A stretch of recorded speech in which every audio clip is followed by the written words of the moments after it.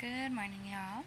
So, today's message from Mother Earth came to me yesterday, and it was such a pretty one. So, I don't know if y'all are familiar with watermelons and how long they take to grow.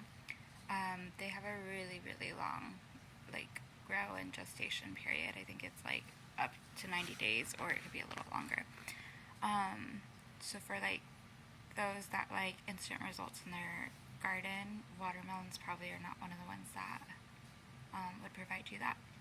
However, it's good to have this information because looking at our desires, our manifestations, our intentions, especially as it's like Lionsgate today, which is a huge portal day, sometimes we have desires and intentions and manifestations that are so big that we just have to truly surrender and let go of our attachment to them and just trust the co-creation process and trust that these desires, these intentions will bear fruit, they will come to life, they will come to fruition, right? And so when we look at a watermelon, watermelons, if planted in the ground, they will do the work to take in water, or our seeds, our intentions. If we're in our magnetism, those seeds can do the work to bring in that which is aligned with the intentions and desires that we are setting, right? And so it's really important as we're awaiting really big things that we really ground into who we are. And as we ground into who we are, we just let go of attachment to that desire, just trusting that it's going to grow, it's going to produce, right? And a watermelon is a really good example because it starts with this itty bitty little black seed, and then you place it in the ground, and then it grows ever so slowly. And as it grows, it's a trailing plant, so it has vines, right? So then these vines start to grow and grow and grow and crawl, and they're really pretty to watch grow too. And you see little bees and little bugs around them, right? And in a sense, it's our desire is growing, crawling through the cosmos to us, and we're following that little vine to alignment in that timeline, right? And then the bees and the bugs could be seen as cosmic stardust pollinating our desire and making it bear fruit, and checking in to make sure it's healthy and growing. And then eventually what happens is the watermelon starts to bloom and have flowers, and a watermelon plant can have up to 4 melons on it, if I remember correctly. 2 to 4 melons, a healthy watermelon plant. And so some of our big desires are really more than just one intention, one desire. They're a compound of things that we're calling into our life, right? And so those flowers then can represent the myriad of intentions that we have set. And then eventually they do get pollinated, they do get signed off as ready for the fruit to be seen, ready for the fruit to actually take shape now. And they get signed off by source energy along with the signature of our souls. And then the fruit starts to grow. And as you watch it grow, it's a really exciting process because it starts off small and you're kind of is this my intentions coming true? Is this my desires coming true? Can't quite tell, but you can tell something's different.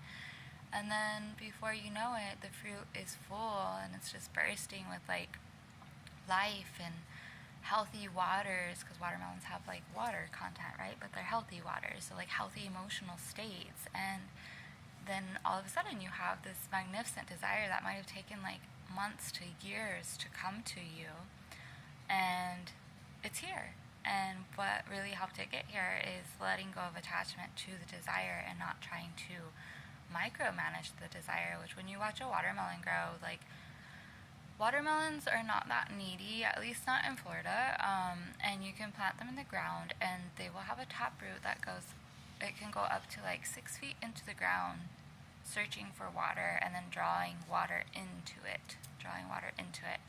And other than that, it doesn't do anything. And so the same thing with us, if we really ground into ourselves and have a really strong taproot or heart line or grounding cord, and then become more aligned with who we are meant to become, who we desire to become, who we envision ourselves as we fill up on self-love, self-acceptance, inner child healing, energy balancing, shadow work, healing, and integration. That makes us magnetic. That draws in the energy that gives life to the desire. It's not thinking about the desire, feeling the desire, although feeling practices that can be found in like sex magic, for example, where like you work with your nervous system and the nerves of your anatomy, sexual anatomy, to manifest what you're bringing into fruition, or you have sex with your partner and you all orgasm together, calling out what you want and to the universe. That can be useful, but that's not the only thing that is important for the big intentions to grow, right? Or like feeling states, like the people that want to go into the meditations and feel, they can do that. But if you keep showing up to these meditations and feeling and imagining and envisioning, then you've grown very attached to that which you're trying to manifest, which in essence is going to make it a little bit harder for it to come through to you, because that attachment is now creating kind of like a barrier.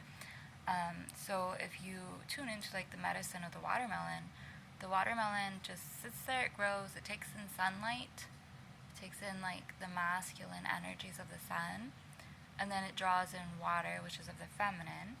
And water can be seen as like emotion, so like drawing in waters that nurture. So in this case it would be drawing in the practices that nurture your emotional states, making you appear appealing to your desires, right?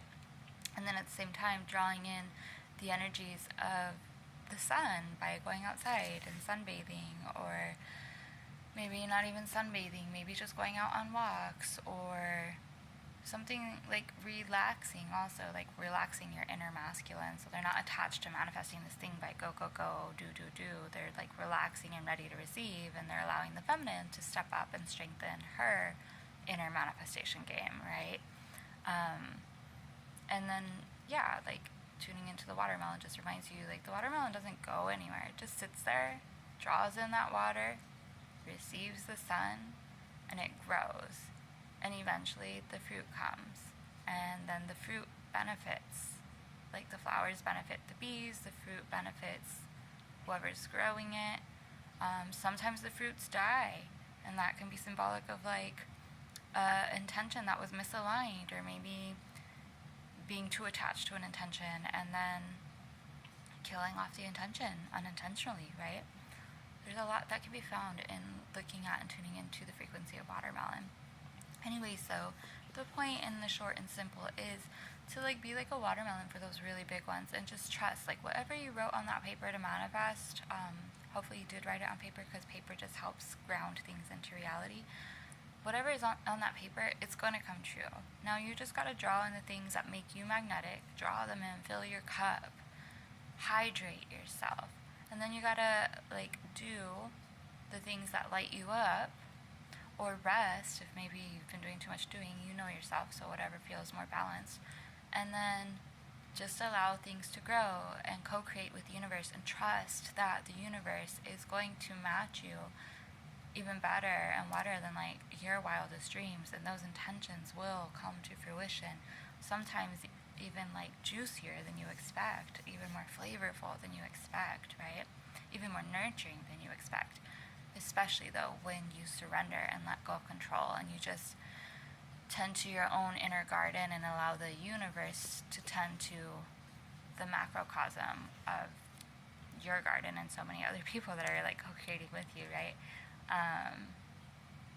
And then just allow yourself to be delighted in the co-creation process. And sometimes this can feel really, really uncomfortable, but I feel like if you just sit and ground and look at a watermelon, it helps kind of simplify the mind and get the mind on board with like the simplicity of this like knowledge, and then kind of trust a bit more, if that makes sense. Alrighty, thank you all so much for tuning in this morning, and be like a watermelon. Be well.